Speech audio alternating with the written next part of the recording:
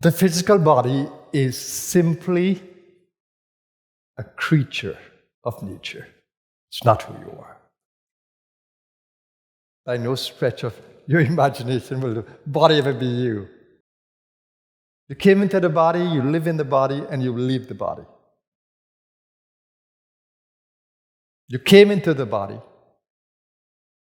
at birth. You weren't there when the egg and the sperm came together. You weren't there. You weren't there when that fertilized egg became the embryo. You weren't there. You were looking at your house being built. You were operating as an appendage or an organ of the mother. It's happening in the mother's womb. Conception and growth. But you weren't there yet. Many people think that you are there, but you're not there yet. When do you enter the body? When that little baby needs to come out and breathe because it's fully grown in the womb. The womb cannot contain it anymore. It wants to push out itself. An act of nature. You better be ready to go in there. So when that little baby, through the contraction that's coming through the birth canal, you are getting ready to come inside. And when that comes out there, it needs a soul to take the first breath. It needs the pranas to be in the body to bring life to the body. You have to be inside there because you have the pranas within you. You have the chakras within you. You have the energy body. So you need to be in there. So you're going to contract the consciousness. You're going to lose the identity, and you're going to be in the baby, in the little baby. You can't think like how you thought before. You're constrained now by the baby, by the little baby. And then you're going to grow according to how the baby grows. You're going to live in the body of that human creature. As you grow in consciousness, you begin to realize that you are not the body. You are the one who came into the body. You are the one with the pranas, with the chakras. You'll begin to feel it, and you'll begin to know it. You'll begin to realize it.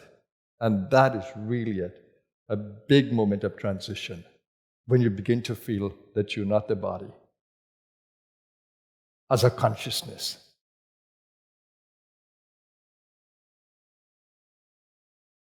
You are that. You're not the body. And the reason why we do all this chanting, and it is to become awakened to that consciousness. We want that rebirth in the consciousness of becoming aware of our spiritual nature. That's why we chant until the Krishna is born. But if you can begin to feel that rebirth within our own consciousness, that is the rebirth of Krishna. That is the rebirth of the soul consciousness coming into manifestation.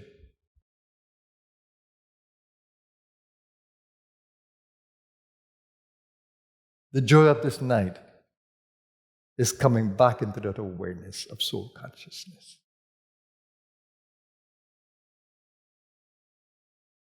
And the purest form of that consciousness, as we grow in it, is the Krishna consciousness. The consciousness of love, the consciousness of goodness and truth. The consciousness of infinite existence. That's what you are. When I chant with you, that's what I try to stir up in you. That consciousness. Because my spiritual experiences gave me that rebirth. That rebirthing in the consciousness. That I could feel this Krishna within me.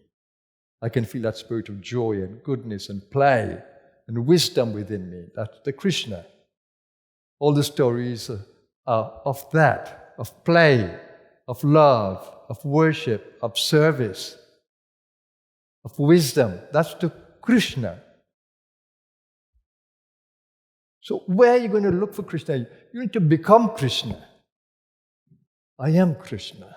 We are Krishna.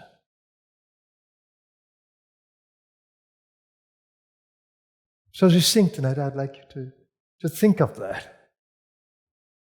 And to observe what happens inside of yourself as you sing. That's the joy of this night for me. When I think of the Krishna, I think of these chakras inside of me, the chakra of wisdom, the chakra of vitality, the chakra of love. That's what I think of.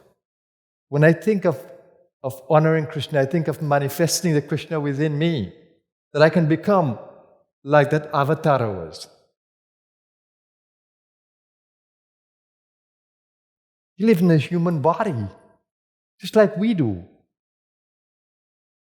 Do you know how he left the world? Being shot by a hunter with a poisoned arrow on his foot. Because someone cursed him, of course. He entered the play just like Jesus. Jesus got crucified for entering the play and getting involved in the politics. Krishna did the same. He interfered with the system. So naturally, the karma was there, but he was beyond the karmas. So he was shot with a poisoned arrow, and the hunter was just so beside himself with sorrow, because he realized he killed a king. So Krishna said to him, no, this is part of the play. Because he left. So not because he was an avatar. He didn't carry body consciousness. No, he did. But he lived beyond the body. And that's how we can all live when we carry that avatar consciousness within us. That's what makes it so dear to me, that we can become like Krishna. Sometimes we think that we are unworthy of that, but that's not true. We are always worthy.